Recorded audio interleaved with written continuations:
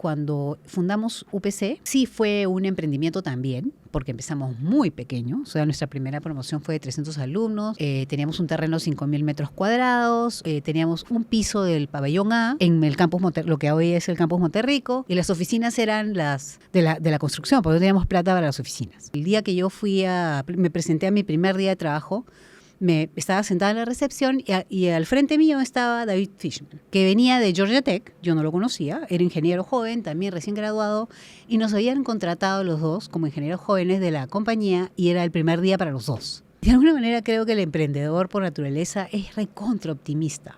La vida me ha enseñado que lo que a veces puede ser para una persona que no está emprendiendo y dice, vaya, ¿cómo sobrevivieron en un momento de crisis? En las crisis hay oportunidades. Hay montones de oportunidades. Hay que saber aprovechar esas oportunidades. ¿Te has preguntado qué harías si el dinero no fuera una preocupación? Mi nombre es Cristian Arens y hace 5 años que soy libre financieramente. ¿Cómo lo logré? Quédate aquí y te contaré todos mis secretos. Hola amigos, ¿cómo están? Bienvenidos a un nuevo episodio de Invertir Joven Podcast. El día de hoy estoy muy feliz, muy emocionado porque vamos a entrevistar a una persona que yo admiro muchísimo. Es fundadora de 3 instituciones educativas, siendo la más conocida la UPC, pero también la UPN, Cibertech. Ha sido socia de David Fishman y ha creado una serie de emprendimientos que creo que aportan positivamente al país y eventualmente también a la región. Así que quiero que me ayuden a darle una fuerte bienvenida a Mariana Rodríguez. Mariana, bienvenida. Hola, Cristian. Estoy muy feliz y muy agradecido que hayas aceptado la invitación de estar aquí. Entonces, quiero empezar por el inicio. Cuéntanos un poco de qué clase de familia vienes, cómo fue tu historia de estudiar ingeniería y terminar emprendiendo en educación, cómo fue conocer a David Fishman y luego asociarse y ir avanzando. Entonces, cuéntame un poco de esos inicios. Ok, a ver. Bueno, yo soy la hija mayor de 5 hermanos, todos hombres, la única mujer. De una familia, yo nací en Lima, todos mis hermanos también son limeños, pero de profundas raíces trujillanas.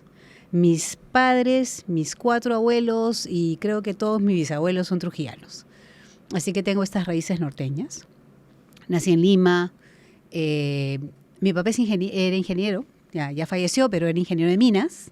Y como hija mayor y la más afín a él, desde muy chiquita, me acuerdo que conversaba mucho con él sobre lo que estaba haciendo. Me recorrí todas las minas con él de chica.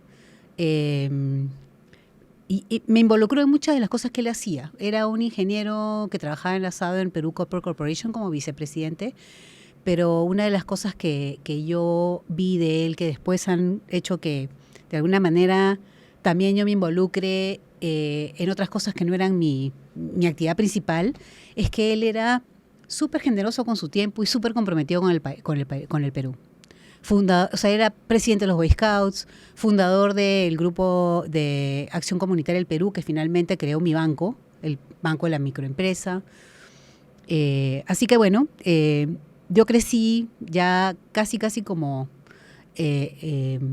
destinada a ser ingeniera.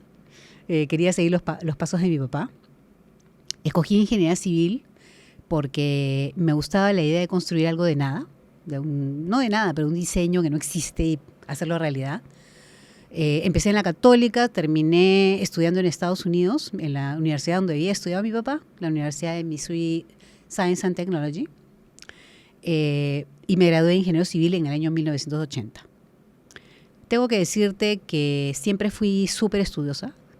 Me comía los libros, era de las niñas que esperaba con ansias que llegue el inicio de clases del colegio. O sea, yo quería que se acaben las vacaciones porque adoraba aprender y adoraba estar en el colegio. Bueno, regreso a Lima con toda la ilusión de empezar una carrera de ingeniería civil. Había soñado en dirigir construcciones, en liderar construcciones. Y bueno, tuve la suerte de empezar a trabajar en una compañía que se llama Novo Ingenieros. Y ocurrió algo muy simpático. El día que yo me presenté a mi primer día de trabajo, estaba sentada en la recepción y al frente mío estaba David Fishman, que venía de Georgia Tech. Yo no lo conocía, era ingeniero joven, también recién graduado, y nos habían contratado los dos como ingenieros jóvenes de la compañía y era el primer día para los dos. Entonces, como te podrás imaginar, nos hicimos amigos muy rápido. De hecho, nos pusieron en la misma oficina. Y un día, empecé a trabajar, me asignaron obra, estaba muy contenta con haber empezado mi carrera de ingeniería civil. Y un día se aparece el dueño de la compañía, que era Alfredo Novoa, bastante visionario, con una caja, ¿no? Y dice, bueno, chicos, acá les voy a dejar esto porque yo no sé qué hacer con esto. Yo estoy segura que ustedes que han venido a Estados Unidos seguramente sabrán qué hacer. Acá se las dejo ver qué hacen. Entonces, bueno, después de trabajar en la tarde, vimos que había la caja y era una Radio Shack modelo 1. De esas computadoras con floppy disk, ¿no? O sea, las primeras computadoras personales. Una de los primeros modelos de computadoras personales. Y nos las dejó en el escritorio para ver qué hacíamos con ella. Se la había comprado, súper curioso, ¿no? De esta tecnología. Era muy gracioso porque en realidad David y yo en nuestra carrera, él en Georgia Tech y yo en Missouri Science and Technology, todavía habíamos aprendido a usar computadoras con tarjetas perforadas, ¿no? O sea, no con microcomputadoras.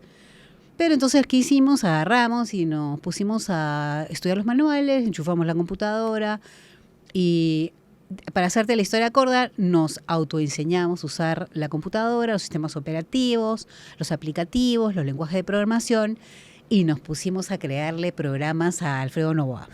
Planillas por computadora, control de proyectos por computadora. Alfredo estaba feliz. A veces pasaba por la oficina con visitantes y decía, acá está mi centro cómputo. Y a nosotros nos hacía mucha gracia. Pero la verdad es que, y fue David, te voy a decir, el que dijo, no, esto es el futuro, tenemos que seguir en esto. Nos quedamos enamorados de esta tecnología incipiente, emergente, ¿no? No sabíamos cómo lo increíble que iba a ser esta era digital, ¿no? Pero eran los albores de la era digital. Pero él lo intuyó, y yo estaba fascinada. Y como te digo, a mí me gustaba mucho aprender. Tenía eso era curioso en ese sentido. Así que decidimos renunciar. Casi se muere, pobre Alfredo Novoa, cuando fuimos a su oficina y dijimos que nos íbamos. Pero estábamos decididos. Y a veces me preguntan cómo es que echaste por la borda una carrera de ingeniería civil en una compañía que era, digamos, una muy buena compañía en la década de los 80, cuando conseguir un trabajo como ese puede ser un lujo. Y yo siempre contesto lo mismo. No podía no decir que sí. No podía no decir que sí a este proyecto porque era demasiado atractivo. Entonces ahí fue cuando de la noche a la mañana, me dejé esta idea que yo tenía de mi vida, que iba a ser una ingeniera civil encargada de construcciones, y me convertí en una emprendedora educativa. Porque al poco tiempo de salirnos, David y yo conocimos a los que serían los otros socios de Cibertech, Alfredo Miroquesá y Chiqui, su esposa, Chiqui Bancalari. Nos asociamos, aplicamos una licencia al Ministerio de Educación para crear un instituto especializado en computación e informática, y así nace Cibertech en 1983. Wow, qué tal historia y qué tal recorrido, ¿no? Porque nace en 1983 y creo que unos años después nace la UPC. Unos años bastante después. Eso fue inicios de los 2000. O sea, nosotros en 1983 creamos Cibertech en una casita con una aula con 25 carpetas. Se enseñaba computación con pizarra. Teníamos un laboratorio donde los alumnos iban a hacer los ejercicios. Me acuerdo que yo escribía los ejercicios como buena ingeniera, tenía un muy buen inglés. No había material ni contenido en castellano. Yo hacía los manuales, ¿no? Hacía el curso no traducía el manual, o sea, me inspiraba en el manual y hacía un manual bien propio, bien mío, con ejercicios, para que los alumnos fueran a su laboratorio a hacer las prácticas, ¿no? Yo siempre digo, soy un emprendedor de garaje, porque contestaba el teléfono, hacía los cursos, cobraba, pero fuimos creciendo. Cibertech, te voy a decir, crece en la década más complicada, digo yo, de la historia, los 80s. Eso te iba a preguntar. O sea, fue complicado. Porque tú tuviste en ese momento el primer gobierno de Alan García, y también el terrorismo. O sea, Agarré terrorismo, inflación, y luego el Fujishock. todo, Y todo. O sea, todo, todo, entonces, todo. ¿cómo? O sea, hoy en día la gente dice, no, emprender es difícil. Es difícil. Dicen, no, como que 8 presidentes en 10 años. Pero en realidad yo me comparo con esta época y pese a que ahora, bueno, la pandemia le puso ya un punto de dificultad, pero yo digo, con hiperinflación, con Todo. terrorismo, ¿cómo era eso? Escasez, inseguridad, apagones. ¿Te imaginas tener un instituto de computación, ¿no? Que tenía que tener clases y que habían apagones de días? O sea, era una locura, una locura. Y cuando yo me acuerdo de esa época, sé que es una locura, lo miro hacia atrás y digo, ay, ¿a qué época me tocó? Pero yo era joven y estaba completamente enfocada en esta visión de tener el mejor instituto de computación informática. Así que no recuerdo haber sentido que esto me iba a vencer, que era imposible. Y de alguna manera creo que el emprendedor por naturaleza es recontra optimista. O sea, tú siempre sientes que vas a poder encontrar una salida a los problemas, a los obstáculos, que algo se te ocurrirá.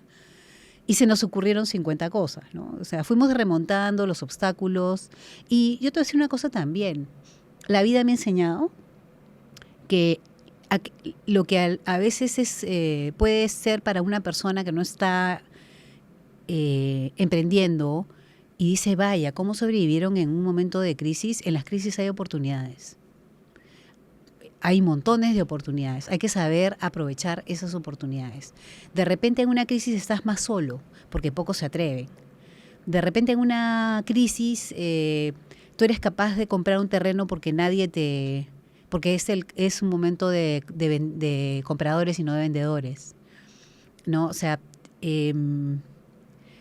hay que saber navegar esas crisis si quieres ser un emprendedor, porque las crisis nunca van a acabar. Y yo no me voy a poner a pensar si es que esta década para los emprendedores es peor que la mía. No lo sé. Pero la mía fue dura y sobrevivimos.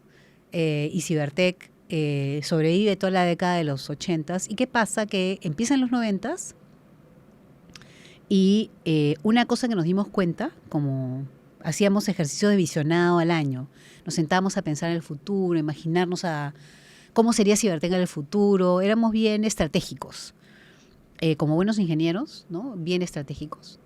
Y nos dimos cuenta de que de cada 3 postulantes que venían a Cibertech, uno quería la carrera corta, quería lo que estábamos ofreciendo, pero otros 2, en verdad, habían postulado a la universidad varios años y habían decidido que ya era inútil y entonces habían optado por nosotros como una segunda opción.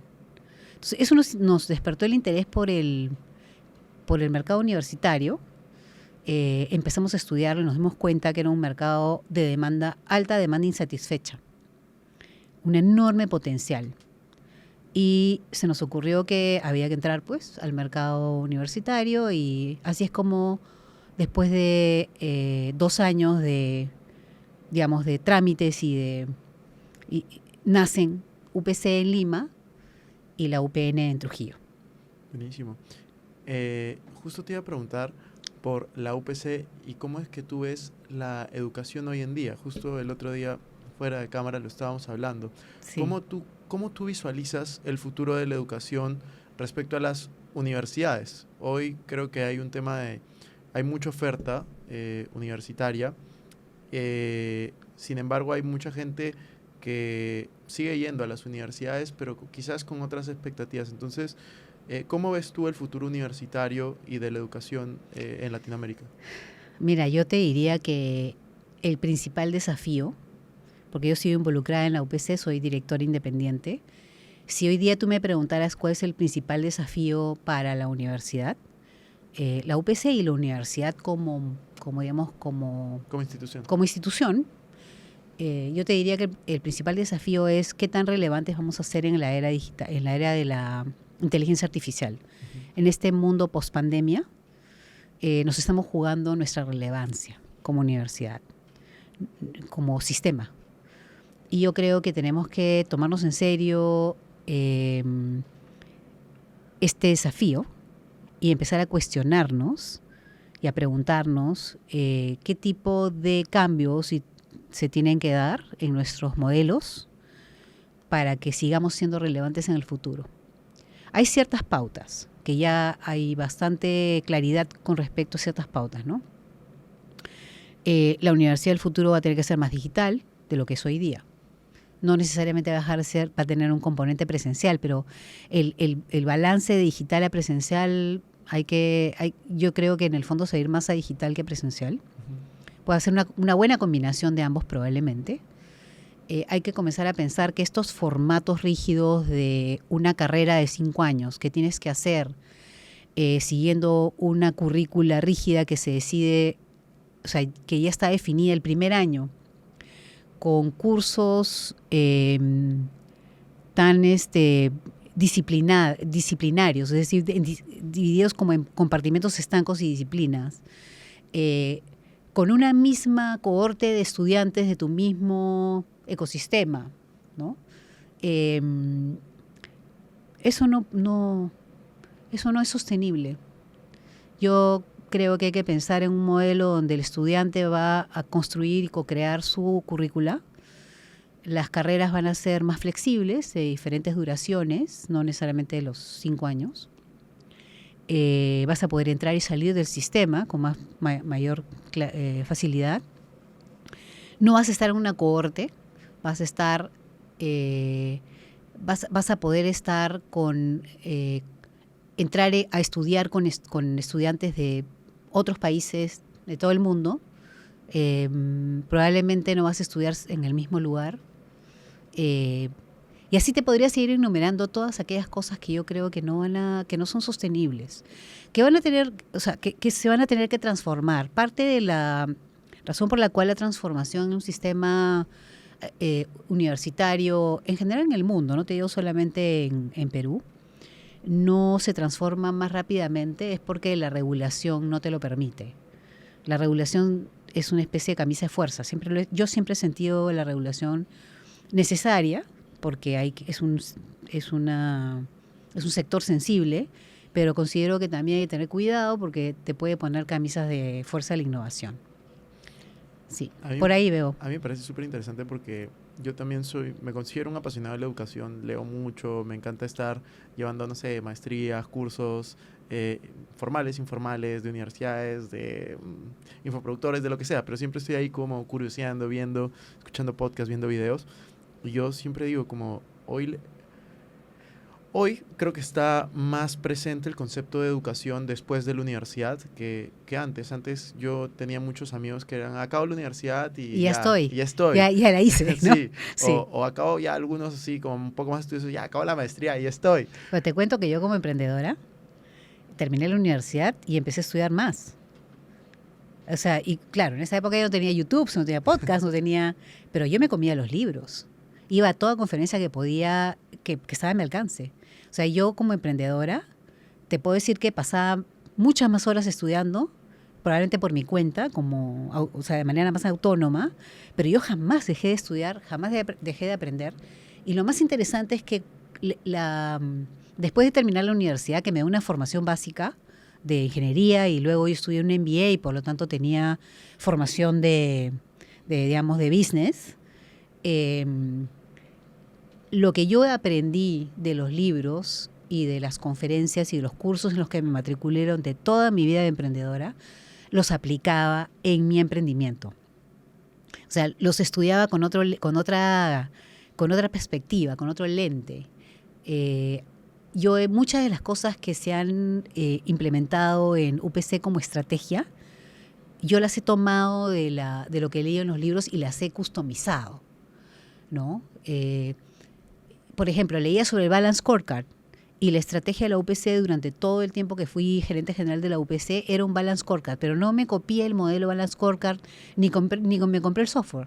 Simplemente agarré la idea de que tenías que tener una estrategia equilibrada de niveles y construir la estrategia de la UPC de tal manera que todo el mundo la pudiera entender en una sola hoja, usando los conceptos de Balance Scorecard. Buenísimo. Entonces, yo creo que es, digamos, lo que yo he vivido, y creo que hasta ahora te podría decir que yo lo sigo aprendiendo y sigo estudiando. Entonces no concibo un futuro que es absolutamente más volátil, dinámico, acelerado que el que yo viví, en el que tú termines de estudiar y ya estás hecho. No, eso no existe. Tal cual. Estoy totalmente de acuerdo. ¿Y por qué la universidad va a terminar por qué la universidad tendría que dejar de ser parte de tu vida cuando te gradúas? Si yo hubiera necesitado que me acompañe mucho más, en toda la época mucho más dura que fue la de emprender. Así que esas son las cosas que uno tiene que empezar a preguntarse, pues, ¿no? Yo también creo que la universidad puede ser un gran acompañamiento. Y de hecho, creo Sí. que ya lo está haciendo en muchos lugares. O sea, yo cuando empecé la universidad, mi primer año de universidad fue en el 2012. En ese momento, en Perú, creo que no habían aceleradoras en universidades. No, probablemente. Hoy creo que todas tienen. Todas, claro, tienen. por Entonces, supuesto. es como, acabas la universidad y quieres emprender, tienes la aceleradora. Una mejor que otra, con diferentes características, pero todas tienen. Y yo digo, Me hubiera qué encantado tener una increíble. aceleradora cuando yo hice Cibertech, por ejemplo. ¿Te imaginas? Sí. O sea, es que esas cosas a mí me parece que, o sea, dentro de todo está innovando bastante bien. Sí. Yo quería llevar la entrevista también por otro lado, que es el tema de escalar un negocio. O sea, yo creo que muchos de los que nos escuchan también son empresarios. Yo soy empresario y me da mucha curiosidad porque estoy en esa etapa en la que quiero escalar mi negocio. Entonces, ¿cómo fue ese proceso de escalamiento desde que empezaste, por ejemplo, a llegar a facturar los primeros millones a antes de la venta, que también ahí viene otra pregunta más adelante, a llegar a facturar decenas o no sé si cientos de millones antes de la venta? Entonces, ¿cómo fue ese A ver. proceso? Yo quizás te podría decir que hay dos etapas. Cuando tú eres emprendedor, y tengo que decir que cuando nosotros fundamos, hablemos de UPC, ¿ya? Porque no vamos a remontarnos a Cibertech, sino de UPC. Una ventaja es que ya cuando fundamos UPC, los socios ya teníamos más de 10 años emprendiendo. Eran los mismos cuatro Los socios mismos de cuatro, que creamos una nueva institución y decidimos no asociarla en absoluto, porque hicimos un estudio y nos dimos cuenta que una universidad joven con un nombre desconocido no podía ser asociada a un instituto, por las razones que fueran. Ujú. Y dijimos, vamos a no mezclar las marcas. Cibertech sigue su rumbo y UPC empieza por su propia cuenta. La UPC sí fue un emprendimiento también, porque empezamos muy pequeño. O sea, nuestra primera promoción fue de 300 alumnos. Teníamos un terreno de 5.000 metros cuadrados. Teníamos un piso del pabellón A, ¿no? En el campus lo que hoy es el campus Monterrico. Y las oficinas eran las casetas de la construcción que habían quedado de la construcción, porque no teníamos plata para las oficinas. Esos primeros años, pre-Laureate, fueron años muy duros, porque el principal desafío era crecer. La principal oportunidad era crecer, porque mercado había, ¿ok? Indudablemente había mercado. Pero nuestro principal desafío es no teníamos el dinero para crecer, el capital. Entonces fue duro porque vivíamos de sobregiro en sobregiro los veranos para construir un poquito más de capacidad instalada, íbamos rascando la olla a marzo para que con la primera cuota en la matrícula empezáramos a pagar la deuda del enorme sobregiro. Entonces, te voy a decir que vivimos así por muchos años y eso limitaba nuestro crecimiento. Sabíamos que teníamos una oportunidad enorme para crecer y las formas de crecer en una universidad y en cada negocio son diferentes, era abrir más programas. Así de simple, no era una fórmula muy complicada. Y era tener una propuesta de valor interesante para el mercado. Pero básicamente la oportunidad estaba ahí, pero el desafío es cómo hacemos si no tenemos capital. Y no teníamos capital, porque la gente cree que la UPC, alguien millonario puso dinero. No teníamos un sol. Nos pagamos el sueldo, un sueldo bastante razonable, diría yo, no muy alto, y eso es todo. O sea, nosotros nunca nos pudimos repartir un centavo de utilidades en la UPC, hasta que vendimos. O sea, nunca hubo un dividendo, pasamos de ser emprendedores de pagarnos un sueldo a vender. Pero hay un momento en que yo creo que fue bien interesante, y yo lo viví, cuando ese desafío del capital se volvió un desafío que había que vencer. Y yo creo que tuve la suerte de... y la suerte no es suerte, pues también, ¿no? Es oportunidades que se dan que tú aprovechas, de tropezarme en un cóctel que me invitó una amiga del Banco Mundial, del IFC, donde mi amiga me presentó un señor que era, y como ella era del IFC, este señor estaba trayendo los primeros préstamos para educación del IFC en Latinoamérica. Y ella sabía que yo estaba en educación y dijo, ellos van a saber de qué conversar. Y yo hablé con esta persona del IFC y le dije, ¿y qué? Una vez que me enteré que ellos hacían créditos abajo a tasas bajas con seis meses digamos, antes de empezar a pagar, a 7 años, era como el sueño imposible de tener un capital así. Y le pregunto, ¿y qué hay que hacer para conseguir un crédito del IFC? Me dijo, bueno, hay unos requisitos. Entonces intercambiamos datos, le escribí un correo al día siguiente, me mandó los requisitos, que era una cosa así, y yo dije, ok, voy a aplicar a un crédito del IFC.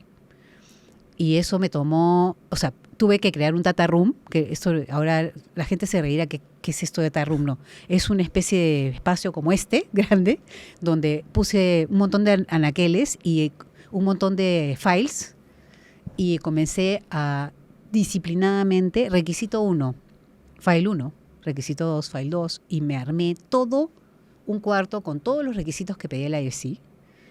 Y les iba mandando la información, obviamente en esa época era mucho más complicado, pero iba mandando la información a pocos, iba armando mi data room porque ellos iban a venir a comprobar que todo estuviera listo y hacer su due diligence. Bueno, eso al aplicar este crédito del IFC, conseguí un crédito de $7 millones, wow, que era como un sueño imposible, que nos permitió romper el problema del escalamiento y comprar el terreno de San Isidro, ampliar Monterrico, comprar San Isidro y obtener un tamaño suficiente para que pudiéramos dejar de vivir de sobregiros y empezar a poder financiarnos con una deuda de largo plazo y con nuestro propio capital. Fue un momento importante, un punto de inflexión. Y de ahí comenzamos a crecer más y vino la segunda parte, que es la que tú me preguntas, que es cuando nosotros tomamos la decisión de vender, ¿no? Que es otra parte. Claro, ahí va mi pregunta, sí. Tú ya tienes un negocio que está escalando, que está creciendo. O sea, cuando nos encuentra esta segunda etapa, o tercera, llamémoslo así, cuando entra Laureate a la película, la UPC ya era rentable. O sea, no era súper rentable. Tenía un tamaño, yo más o menos, estoy haciendo memoria, pero no tendría más de 3.000 alumnos, por ahí un poco más quizás. Un solo campus. Era una universidad pequeña, todavía UPC tenía bastante trabajo que hacer en construcción de marca, pero ya nos habíamos comenzado a diferenciar. Habíamos hecho algunas innovaciones muy interesantes, como lanzar el concurso de creatividad empresarial, que nos posicionó con las empresas. Entonces, ya éramos una operación sostenible en el tiempo, viable, pero todavía no teníamos el tamaño necesario para o tener una rentabilidad alta. Era una rentabilidad que era frágil. O sea, cualquier cosa nos podía, digamos, impactar, ¿no? Pero ya estábamos en el otro lado, ya no podíamos llamarnos emprendimiento. Claro. Dejamos de ser emprendedores y éramos empresarios. Y educativos, ¿no? ¿Cuál es la diferencia para ti entre empresario y emprendedor? Yo creo que hay un momento en que tú tienes que pasar de la etapa emprendedora, que tiene ciertas características, ¿no? O sea, el emprendedor, en la etapa de emprendimiento, el fundador está bastante involucrado en todo. O sea, participa en todo. Es una etapa en la que todavía tiene cierta fragilidad, o sea, todavía puede haber el fracaso todavía no has pasado la curva de donde dices ya no hay un chance de fracaso, ¿no? Esto no se va a caer como negocio. Tienes una masa crítica, todavía tu masa crítica de clientes no es lo suficientemente grande como para que tú todavía puedas sentir que tienes un tamaño mínimo viable. Entonces, toda esa etapa de emprendimiento es lucha, una lucha muy bonita, es la época donde creas cultura, donde pones las bases de tu modelo de negocio, lo construyes de cero, de una cosa que te imaginas, y vas construyendo y va tomando forma. Pero eso no se puede sostener en el tiempo. Hay un momento en que tienes que no es formalizar, no es profesionalizar. Esas palabras no describen lo que tiene que ocurrir. Lo que tiene que ocurrir es que te tienes que volver mucho más corporativo. Tú tienes que saber que vas a depender de personas y que vas a tener que crear una estructura, que vas a tener que tener una estrategia que no vas a implementar 100% tú, que vas a tener que delegar, que vas a tener que formar equipos de trabajo, que vas a tener que soltar bastante, confiando en que tu equipo te va a responder para poder seguir construyendo futuro. Entonces, ahí hay cosas importantes, ¿no? Quizás hay áreas que tú manejabas directamente y que tienes que empezar a crear. Por ejemplo, tienes que tener un área de recursos humanos o talento. Ya no puedes ser tú quien contrate a todos. Por lo tanto, tienes que tener un área de talento que maneje todo el talento que vas a requerir para crecer. Tienes que tener un área comercial y empiezas a construir pues una estructura. Una estructura que tiene que ser sólida y a la vez flexible. Mariana, y en este momento que se transformaron en empresarios, o sea, la pregunta cae por su propio peso, es ¿por qué decidieron vender la UPC? Mira, cuando llega la época en que nos comenzamos a cuestionar qué hacer con UPC en el futuro, esta pregunta del futuro es porque nosotros nunca hicimos nada en el corto plazo. Siempre soñábamos teníamos ejercicios de visión futura. ¿Qué va a pasar aquí a 10 años? ¿Qué va a pasar a 15 años? ¿Cómo nos imaginamos la UPC dentro de 10, 15, 20, 25 años? Y una cosa que nos quedaba clara es que nosotros no íbamos a estar ahí para siempre. O sea, la UPC iba a tener que ser, alguien le iba a heredar. Nosotros no somos eternos. Primera preocupación, ¿podemos heredar a esto a nuestros hijos? La verdad que no, porque nuestros hijos eran personas que estaban con otros intereses.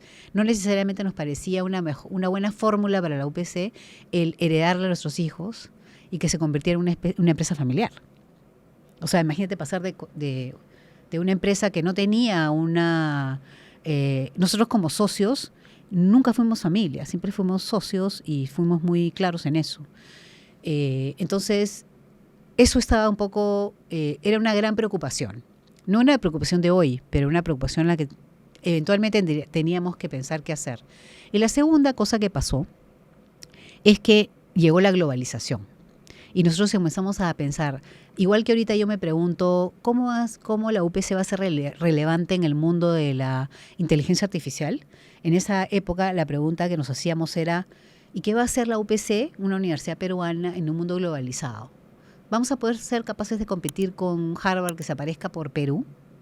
Porque eso nos imaginamos que eso podía ocurrir. ¿Por qué no? Si el mundo se abría, ¿por qué las universidades peruanas iban a tener que competir con las universidades globales? Uh-huh. Entonces dijimos, bueno, vamos a buscar un partner. O sea, que no empezamos con la idea de vender en ese momento, sino con la idea de buscar una alianza estratégica que nos insertara en un sistema universitario internacional. Y sabíamos además de que la internacionalización iba a ser importante para nuestros alumnos. Eso fue la decisión de por qué salimos a buscar un socio. Pero no conseguimos un socio estratégico y nos tropezamos con Loret, que quería comprar.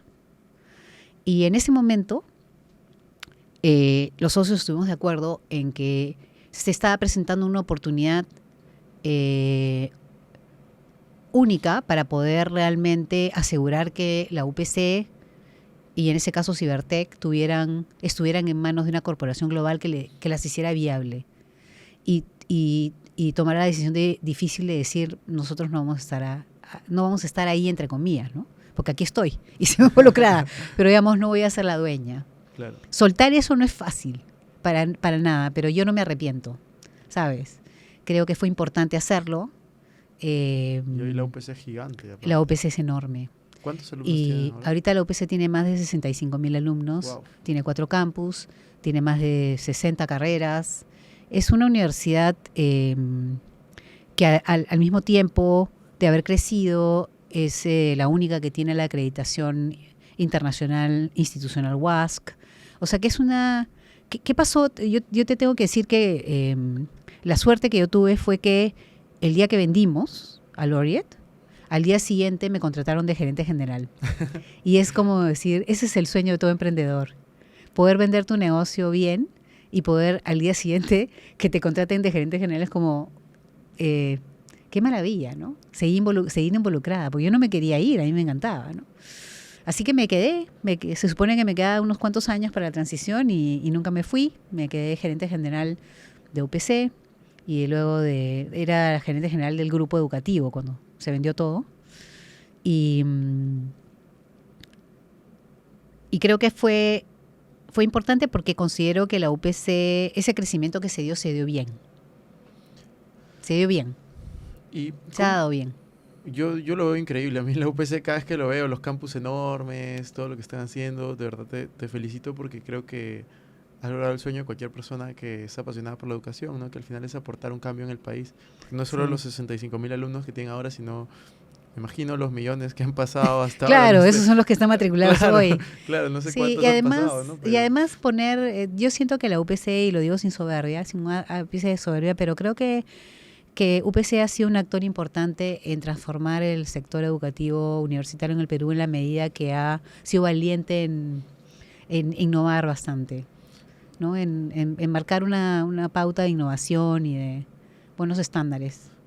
¿Cuál es el indicador clave, hablando de estándares, que mide una universidad como la UPC? O sea, siempre hay una métrica como que buscas. Hablo no como estudiantes, sino como la parte corporativa, ¿no? ¿Qué métricas buscan de decir, si estamos entregando lo que estamos proponiendo o no? O sea, ¿hay alguna métrica así clave? Es difícil porque yo creo mucho en el balance scorecard, como te comenté, y pienso que no puede haber una métrica tan importante que se coma las otras. Justamente cuando vendimos a Laureate, obviamente Laureate nos puso bastante presión financiera, pero creo que lo importante fue saber balancear las metas financieras con las metas académicas y de resultados y de servicio. O sea, tener una especie de cuadro de indicadores balanceado para mí ha sido el secreto. Porque obviamente cuando viene Laureate y pide crecimiento, mucha de la gente de la universidad se asustó porque había un paradigma. O sea, las universidades de calidad, las de prestigio, solamente pueden ser chiquitas. Si crecen, van a perder calidad. Y de alguna manera había esta idea de que es una cosa o la otra. Yo me tuve que convencer primero de que era posible crecer con calidad y rentabilidad, hacer crecer a la UPC con calidad y rentabilidad, que eso era posible. Cuando yo me convencí, empecé a convencer a mi gente de que sí era posible crecer con calidad y rentabilidad. Que no era un problema poner campus, salir de Monterrico y ser una universidad multicampus. Había esta idea de que si la UPC ponía un segundo campus, bajaba de calidad. Y fue duro, pero creo que era importante primero convencerse de que eso es posible. Y somos un ejemplo perfecto de que es real. Sí puedes crecer con calidad y rentabilidad. Y eso implica no tener un indicador tan importante que se coma a los otros. Entonces tienes que tener indicadores de crecimiento, indicadores de calidad, indicadores de rentabilidad, todos conviviendo al mismo tiempo.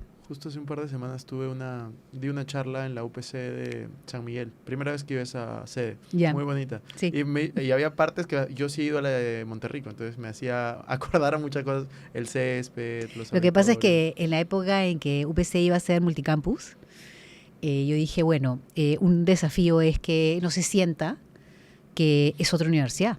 Claro. Es la misma universidad, es otro campus de la misma universidad. Entonces me lancé, en esa época era CEO, y dije, tenemos que tener un diseño de campus y de corporativo y de marca que sea tan fuerte que tú, no importa si entras al campus de San Isidro o en ese momento era San Isidro y Monterrico, y más tarde fue San Miguel y Villa, tú tienes que respirar UPC.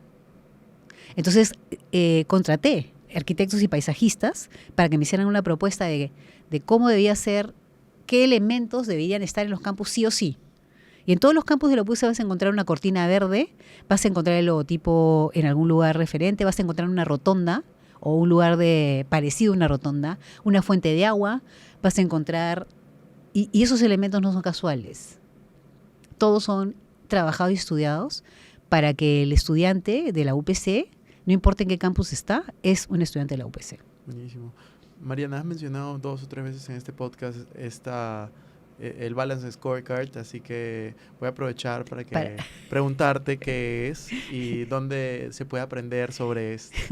Bueno, yo me imagino que ahora tú pones Balance Scorecard en YouTube y te salen 50,000. Yo me leí todos los libros de Balance Scorecard. Mira, el Balance Scorecard en pocas palabras es el tablero equilibrado de control. Y lo que dice el Balance Scorecard es que tú debes construir tu estrategia en base a 4, digamos, llamémosles niveles o capas. Una primera capa es la capa de las capacidades organizacionales. Entonces, donde está la tecnología, el capital humano, todo eso. La segunda capa es la capa de tus estrategias, tus iniciativas estratégicas que tienen que ser muy pocas, que están construidas sobre tus capacidades, porque tú tienes que diseñar iniciativas estratégicas sobre la base de tu tecnología y tus capacidades, porque tienen que ser realizables, ejecutables. Entonces, tus iniciativas estratégicas que se nutren ¿de qué? De la siguiente capa, que es la capa de la propuesta de valor para el cliente, que es tu propuesta de valor de calidad. Es decir, ahí están llamémosles los elementos de tu propuesta de valor, que en el caso de la UPC eran empleabilidad, un modelo educativo innovador, un modelo educativo por competencias, el hecho de tener carreras innovadoras, etcétera. Y entonces tus iniciativas estratégicas que descansan sobre la capa de capacidades alimentan tu propuesta de valor y la hacen realidad. Y esa capa alimenta tu última capa, que es la capa del crecimiento y la rentabilidad, en donde están tus métricas de cuánto voy a crecer y qué tan rentable. Y ahí hay también iniciativas estratégicas específicas. Por darte un ejemplo, en la época en que estábamos buscando rentabilizar la UPC, que era parte del Balance Scorecard, la mayoría de las universidades, no sé si todas, están organizadas por facultades. Y cada facultad tenía sus pabellones con sus aulas y sus laboratorios. Entonces, una facultad podía tener aulas vacías y la otra facultad estaba llena y necesitaba más aulas, pero esas no las podía usar porque esas no eran sus aulas. Por darte un ejemplo, una decisión que fue dura porque había que atraer a explicarles a los académicos por qué, ¿no? Hay que hacer esto. A las facultades les dejamos solamente los laboratorios especializados y entre comillas, les quitamos el control de las aulas. Y armamos el área de programación de aulas y de horarios. Era un área especializada que maximizaba la programación. Eso sí le subió la rentabilidad a la UPC en varios puntos. Wow. En un año. Te estoy dando un solo ejemplo. Claro. No, qué chévere. Y todo eso era en base a lo que... Balance Scorecard. Y ese Balance Scorecard estaba en una hojita, y yo, además de ir por todo el tiempo, estar como una cantaleta, ¿no? Sí se puede crecer con calidad y rentabilidad, ¿no? Traía mi hojita y decía, y así se va a hacer. ¿Cada cuánto revisabas el balance scorecard? Cada año. No cambiaba mucho el balance scorecard como tal, sino las estrategias iban cambiando, los KPIs iban cambiando, pero quizás añadíamos algo en la propuesta de valor, pero no cambiaba dramáticamente cada año. Lo que sí hacíamos era cada más o menos 3 meses, llevábamos a todos los colaboradores a un cine, revisábamos el balance scorecard, porque ese balance scorecard lo conocía todo el mundo, o sea, lo habían visto N veces, y les explicábamos, les transparentábamos todos los resultados, cosa que también era algo inusual, el que los colaboradores supieran cuánto estás vendiendo, cuánto estás ganando, cuál es el margen, la deserción, o sea, todos los indicadores eran completamente transparentes y públicos, lo cual creo que le dio a la universidad una capacidad de gestión estratégica bien alta. Una de las razones por las cuales a veces tus iniciativas estratégicas no funcionan es porque están a cargo de gente que no entiende cómo encajan en este marco más genérico. Están tan desencajadas, están sueltas que cuando las ejecutas, como gestionas una estrategia, un equipo, si las cosas cambian y no tienes el mapa, no puedes tomar buenas decisiones. De acuerdo. Entonces, por ejemplo, eso fue importantísimo para mí. Sí. Mariana, quiero ya para ir cerrando el tema de la UPC, socios. Tenías a David Fishman, tenías a 2 personas. Te quería preguntar acerca de la importancia y cómo elegir buenos socios, porque fueron socios que tuviste más de 20 años. Sí. Entonces, mira, una de las cosas que le agradezco de la vida son mis socios, porque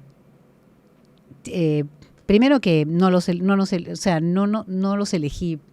De alguna manera, David y yo nos hicimos socios porque estábamos viviendo una misma realidad y una oportunidad juntos. Cómo llegaron Alfredo y Chiqui fue porque también se dio una de esas alineamientos de las estrellas, donde Alfredo, por su lado, y no lo conocíamos, trabajaba en una compañía llamada One, y él estaba buscando programadores jóvenes. Porque al comienzo David y yo salimos y no creamos Cibertech. Nuestra primera compañía se llamaba Interfase, que era una compañía de programación. Y además dictábamos cursos de aplicativos, ¿no? Entonces, él estaba buscando, alguien le había pasado la voz, oye, hay estos 2 chicos súper jóvenes que son unos capos en computación, y nos invitó a almorzar. Entonces, en la conversación, nos caímos bien, y en la conversación él nos cuenta que él tenía un proyecto, ya se olvidó de One y del contrato, y empezamos a hablar de tecnología, del mundo digital y de las oportunidades. Y él dijo que había escuchado hablar que el Ministerio de Educación iba a sacar una ley para creación de institutos. Y entonces, en esa conversación nació la idea, ¿y por qué no hacemos un instituto especializado en computación informática? Eso va a ser súper importante. Y ahí hay esta oportunidad de aplicar a una licencia. Y ahí nació la sociedad, en un almuerzo. ¿Ya? No fue una cosa planificada, buscada, con perfiles de socio, no. Y fue suerte porque... Y Alfredo vino, trajo a su esposa también de socia, a Chiqui, que era administradora del Pacífico. Y fue suerte porque finalmente una cosa que yo agradezco de la sociedad que yo que tuve por tantos años con David y con Chiqui y con Alfredo, es que nosotros éramos personas con los mismos valores. Yo puedo poner mi mano al fuego por cualquiera de mis socios. Siempre pude poner mi mano al fuego y la seguiría poniendo por cualquiera de mis socios. Les tengo una confianza absoluta. No que no sean perfectos, que no se equivoquen, pero sé que van a siempre pensar en el bien de la sociedad. Siempre pensamos en el bien de la sociedad. Y fue una suerte. Y la otra cosa que fue mucha suerte, creo yo, fue que David y yo éramos completamente distintos. Justamente creo que eso fue bien potente. Que David era... y es gracioso porque somos distintos en una letra. ¿Y por qué te digo una letra? Porque nosotros éramos bien busquillas y sobre todo por David, que le encantaba estudiar y hacer research sobre comportamiento organizacional y liderazgo, era su tema. Él lo cogió. Él fue el que introdujo el tema del liderazgo en la UPC. Él encontró que había pues esos tests, y hay un test que se llama el test de Myers-Briggs. ¿Ya? Y tú haces el examen del test y te dice tu tipo de liderazgo. Y son 4 letras. Y David era ENTP, extrovertido, intuitivo, task oriented y divergente. Yo era ENTJ, o sea, extrovertida, intuitiva, task oriented y convergente. Qué buena combinación. Él soñaba y yo aterrizaba. Yo también soy bien soñadora, la verdad. Tengo que admitir que soy bien creativa, bien soñadora, pero David era... O sea, él podía disparar 50.000 posibilidades. Y eso es fantástico. Pero a la vez yo podía decir, a ver, agarremos estas 3. Claro. Y vamos a hacer la realidad, ¿no? Entonces creo que fue impotente y tuve mucha suerte. Somos muy amigos, seguimos siempre en contacto. Hay que tener mucho cuidado con los socios, ¿sabes? Si es que tú estás digamos, como emprendedor y quieres tener un socio, haz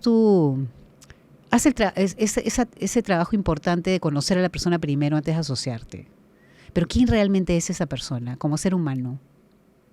¿Qué tanto coincides con esa persona en valores, en perspectivas de vida, en por qué haces las cosas, ¿no? Total. Es súper importante. Yo también coincido, sí, que es súper importante. Es súper importante. Y se me hace súper curioso porque, claro, yo he leído algunos de los libros de David, entonces yo también lo he tenido en el podcast un par de veces y es interesante porque siempre te cuenta la historia de cómo él era antes. Sí, es muy gracioso porque yo lo he vivido. Yo he estado de escritorio, he estado sentado y es muy gracioso porque es verdad. Y él dice, Mariana les puede decir que no estoy inventando esta historia, porque en Cibertech tenemos la oficina, obviamente, siempre hemos estado como en la misma oficina, ¿no? Siempre tenemos poco espacio, ocupamos los sitios más horribles de todo el sitio, eran para nosotros, pues, ¿no? Los alumnos tenían que tener los mejores espacios.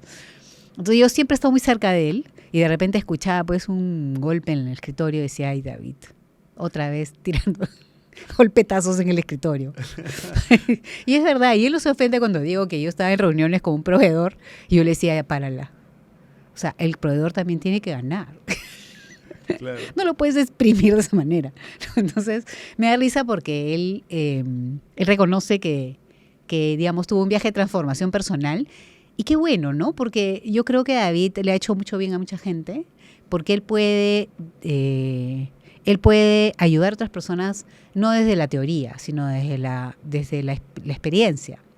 Y creo que eso es lo más valioso. Cuando alguien te ayuda desde su experiencia y no porque yo lo leí o porque ¿no? Porque creo. No, yo sé que yo pasé por esto, te estoy hablando desde mi propia experiencia. A mí me gusta mucho cuando las personas enseñan desde la vulnerabilidad. También. Y creo que es algo que él se permite, que tú también te lo permites. Mira, si yo te pudiera decir que la característica principal de los 4 socios de la UPC, de Cibertech y de la UPC, si tuviera que decir una característica es la integridad, que es un valor, más que nada, como valor, somos personas íntegras. Y la segunda capa, que es es la humildad. Cero soberbia. Nunca estábamos pensando que ya lo hemos hecho ni pensando que ya lo sabíamos todo. Somos súper humildes y en esa medida, en esa humildad, éramos capaces de ser vulnerables, el admitir que no teníamos todas las respuestas. Ha sido fantástico tener socios tan afines, ¿no? Sí, qué bonito. Y qué bonito verse crecer y cómo van por diferentes caminos, pero al final... Sí, es verdad que cuando Laureate compra, al día siguiente nos contratan de alguna manera todos en diferentes posiciones, pero a mí me eligen como gerente general. Y fue muy bonito de parte de mis socios el no ponerse, el no sentirse mal por eso. O sea, yo me sentí muy respaldada por mis socios. Y poco a poco se fueron yendo porque cada uno de ellos encontró otros intereses. Y yo me quedé porque estaba absolutamente en la absoluta certeza de que estaba donde tenía que estar. Realmente no me quería ir, me dio gusto que digamos que yo siguiera. Bueno, también es cierto que tenía un track record muy bueno. O sea, era muy buen track record. Claro. ¿No? La UPC es la universidad de mejor track record en Laureate. En todo Laureate. Bien. Sí. Y ahora ya cerrando este espacio de la UPC y de Laureate, Me gustaría preguntarte también por capitalismo consciente, que es una de las tantas cosas que ves, pero que me pareció interesante profundizar un poco de cómo entraste a este proyecto, qué es brevemente, porque seguro no lo conocen. Sí. Hace unos años yo estaba viendo videos de YouTube, ya cuando ya había YouTube, y me tropecé con un video de John Mackey, que es el fundador de este movimiento en Estados Unidos, junto con Raxi Sodia.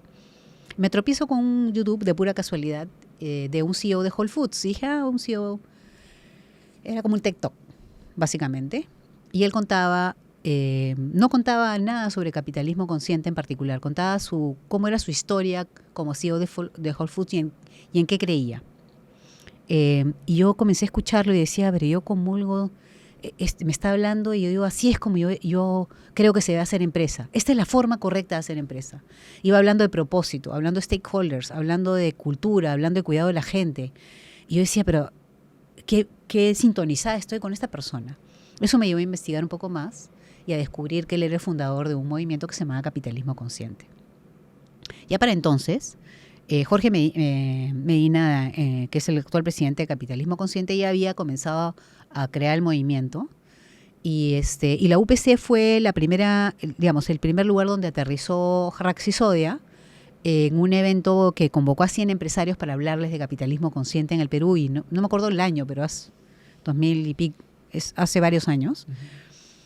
Y en un momento Jorge me dice, por mi relacionamiento con la UPC, y porque nos íbamos encontrando en espacios, digamos, donde conversábamos bajo esos términos, me invita y me dice, ¿quieres ser parte de este movimiento? Le dije, pues sí, me parece, sí, porque yo comulgo con este movimiento, creo que este es un movimiento importante para el mundo. No es un movimiento peruano, es un movimiento que nace en Estados Unidos. No somos un capítulo del movimiento, somos autorizados para tener el movimiento en Perú. Y básicamente el propósito de este movimiento es impulsar el ejercicio de un liderazgo consciente en los líderes del sector privado, empresarial, para que se generen impactos positivos en el país. O sea, nuestro movimiento es un movimiento que lo que quiere es encontrar líderes empresariales que tengan esa misma filosofía, pero que no necesariamente le han puesto nombre ni tienen un framework, digamos, están haciendo capitalismo consciente sin saberlo, o que tienen un interés genuino por una empresa que vaya más allá de generar buena EBITDA o valor económico. Y lo que estamos haciendo es eso. Estamos impulsando el ejercicio de un liderazgo consciente, porque creemos que a través del sector empresarial, de los líderes empresariales, vamos a poder transformar el país. Nosotros no hacemos nada directamente. Todo lo que hacemos está orientado a eso, a activar líderes, a despertar sus niveles de conciencia o a elevar sus niveles de conciencia acerca del impacto que pueden tener en el país. Porque muchos líderes no saben el enorme impacto que pueden tener para cambiar las cosas en este país. Y lo único que tienes que hacer es no decirles el cómo, solamente hacerlos conscientes de que pueden tener un enorme impacto en el país. Buenísimo. Y que se animen a actuar y a ejercer ese liderazgo consciente, ¿no? Excelente, Mariana. Sí, es un poco la idea. O sea, sí. Me encanta. Y bueno, yo tengo pendiente entrar al programa. Sí. Yo dicto un curso, por si acaso. Un taller. Tengo que entrar para estar en el taller.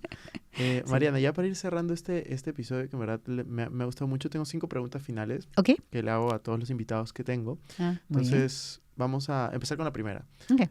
La primera pregunta es, ¿cuál es el libro que más veces has regalado o recomendado? Uy, qué buena pregunta.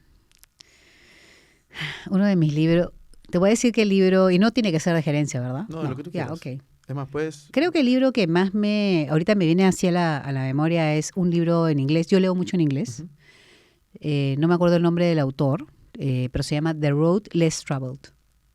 El camino menos tomado. Uh-huh. Es un libro de transformación personal. Buenísimo. Y ese libro lo he leído un montón de veces lo he regalado, lo he subrayado con marcador amarillo. Me ayudó muchísimo a encontrar una forma de empezar a trabajarme en mí misma como persona. Me encanta. Segunda pregunta. Una frase que te repitas constantemente o que se te venga a la mente en este momento. ¿Es posible crecer con calidad y rentabilidad? Ya que quedó fijada, quedó fijada. La tercera pregunta es, imagínate que pierdes todo tu patrimonio, desaparece, no hay ningún empleo ahorita, te dejan en una ciudad que no conoces a nadie, todas tus habilidades, tal cual, ¿Ya? hablas el idioma en una ciudad que no ¿Mm? conoces a nadie y tienes $100. ¿Cómo saldrías adelante? Tengo $100 en el bolsillo. Tienes $100 en el bolsillo, todos los conocimientos que tienes hoy, pero sin contactos y sin patrimonio. Cinco, mm, cero contacto, cero patrimonio. Y sin mis habilidades. Todas tus habilidades. Me busco algún alumno. Comenzaría a buscar alumnos. Me pondría a dictar conferencias gratuitas en algún sitio que no me cueste mucho o en la misma... O sea, lo que haría es ponerme a enseñar y estoy segura que me pagarían, o sea, que encontraría la manera de... No estoy segura de volver a emprender, porque me estás hablando de que si volvería a hacer otro negocio, no necesariamente. Creo que lo que haría si tengo que subsistir es encontrar un público que esté interesado por lo que yo pueda enseñarles y que me paguen por ello. Buenísimo. Sí. Cuarta pregunta. La cuarta pregunta es un poco más profunda, pero es, ¿cómo te gustaría ser recordada? Como una persona íntegra que, que puso, que lo puso todo por construir un, un grupo educativo de excelencia y que realmente sí ha contribuido a la transformación del país, que sí está contribuyendo a la transformación del país. Sí me gustaría que reconozcan mi contribución como emprendedora, como la fundadora y gerente y gestora de este grupo educativo. Sí, Buenísimo, sí. Mariana. Quinta y última pregunta de estas es, y esta pregunta, a ver, el podcast, hay que poner contexto, el podcast se llama Invertir Joven, yo empecé solo haciendo entrevistas financieras, que es mi especialidad, pero ahora nos hemos desviado un poco porque me da curiosidad otras cosas. Pero esta pregunta se la he hecho a todos los invitados desde el inicio, hace 300 episodios, y es, ¿cómo inviertes tu patrimonio? O sea, tú tienes un patrimonio, no tienes que decirnos las No, cantidades, yo ya sé. obviamente, pero los porcentajes, o sea, ¿en qué está? ¿Está en inmuebles, está en bolsa, está en criptomonedas, está en empresas No, yo privadas? soy una... Mi patrimonio tiene un perfil, yo diría que bastante conservador. En parte porque, o sea, está invertido en, digamos, en parte en mi propio patrimonio, en propiedades, pero no en propiedades que alquilo, por ejemplo, en mis propias propiedades, pero la mayor parte está invertida en un portafolio relativamente conservador, con un porcentaje que podría ser, a ver, no sé si me equivoco, porque no lo reviso todo el tiempo, pero te podría decir que hay un porcentaje, un 30%, un 20% por ahí, que es de, digamos, más atrevido, ¿no? De ese portafolio. Y te digo porque, ¿por qué no me lanzo yo a invertir, digamos, a invertir en cosas como las criptomonedas? Porque yo todavía toda mi energía está dedicada a seguir construyendo país, a participar en movimientos que mejoran la educación. Tengo causas a las que le dedico mi tiempo. No tengo cómo, no le robaría energía eh, de eso a lo que hoy día le pongo tanto empeño, no le robaría energía para dedicarme a mi portafolio, ¿no? Sí, Buenísimo. Genial, Mariana. Y ya, sí. esas eran las 5 preguntas, pero me olvidé hacerte una, así que te la voy a hacer antes Vamos. de perder la oportunidad, y es, ¿cómo enfrentas las dificultades? Yo justo estaba viendo el otro día, para ser más preciso con la pregunta, estaba viendo una entrevista que te hicieron, en donde contabas un poco un tema de salud que tuviste hace unos años, Sí, y a mí me gusta mucho cuando tú cuentas una historia o cuando tú te ven hoy como fundadora de la UPC, Cibertech y UPN, es como ven muchos el resultado, ¿no? O sea, se enfocan y dicen, yo quiero ser como ella. Entonces, como que muchas veces me pasa que cuando entrevisto a personas de este perfil, siempre se relacionan con la parte de éxito, pero no necesariamente con el proceso, ¿no? Ahora ya vimos un poco del proceso, las dificultades, pero yo siento que la vida siempre te da nuevas dificultades y de diferente manera. Estoy de acuerdo. Porque a mí me parece que te enseña a apreciar otras cosas y a crecer, pero quería ver cómo ha sido tu enfoque frente a esta dificultad de salud, cómo lo viviste, ¿no? Mírame, a fines del año 2021 me diagnosticaron cáncer de mama. Cuando me dieron el diagnóstico es como me hubiera caído fue una experiencia que solamente el que la pasa la puede entender. La palabra cáncer tiene un peso enorme cuando te la dicen. El mundo se me puso de cabeza. Perdí un poco la brújula. Por unos días estaba media... es como que la realidad la ves de otra manera, ¿no? Porque estás enfrentando una realidad mucho más dura. Y es un tema que pude superar. Gracias a Dios, mi cáncer fue lo tomaron a tiempo, pude tratarlo, ya no tengo cáncer, pero fueron 4 meses durísimos, o sea, que tuve que pasar. Y yo escribí, y quizás donde está trasladada mi experiencia de cómo vencí esa adversidad fue cuando yo toco mi campana, en mi última sesión de radioterapia, gracias a Dios no tuve que hacer quimioterapia. Toco la campana en la última sesión de radioterapia y digo, tengo que poner un cierre a esta experiencia que digamos, ha sido tan dura y a la vez tan transformadora, tan de hacerme ver, digamos, la vida de una manera distinta. No hay nadie que haya pasado por eso que no te diga que la vida le cambió. Es imposible. Entonces, ¿cómo hago Entonces yo tenía pues mi grupo de soporte de amigas que habían pasado por esto y que me iban acompañando, ¿no? Y me iban diciendo que viene. Y les pregunto, ¿no? ¿Y qué hago para cerrar ese capítulo de mi vida, ¿no? Tan duro. Me dicen, me dan ideas, ¿no? Yo me fui una semana sola a una playa en el Caribe, ¿no? Hice ¿no? Claro. Hice mi cierre, ¿no? Y iban dando unas ideas de lo más simpáticas. Y yo lo que dije, no, ninguna de esas resonaba conmigo. Entonces al final dije, no, ¿sabes lo que yo necesito hacer? Necesito escribir acerca de esta experiencia. Y escribí un artículo que se llama 5 perlas de sabiduría sobre cómo enfrentar la adversidad, que está en mi blog y que en la que doy 5 perlas de sabiduría, 5 consejos para alguien que ha sido diagnosticado de cáncer similar al mío, ¿no? Hay diagnósticos y diagnósticos. Y ahí doy 5 consejos. Ahorita ni siquiera me puedo acordar de mis 5 consejos. Pero, por ejemplo, uno de ellos era, digamos, ampliar tu círculo de soporte. O sea, esto no tienes que vivir solo, ¿no? Por ejemplo, ¿no? Uno de ellos. Y así es como que hice mi cierre de ese momento duro, escribiendo acerca de... Y creo que si uno lee esos 5 perlas de sabiduría, probablemente te sirvan para otras adversidades. Porque no dije la adversidad del cáncer. El cáncer fue el ejemplo. Vamos a dejarla en la descripción de este video.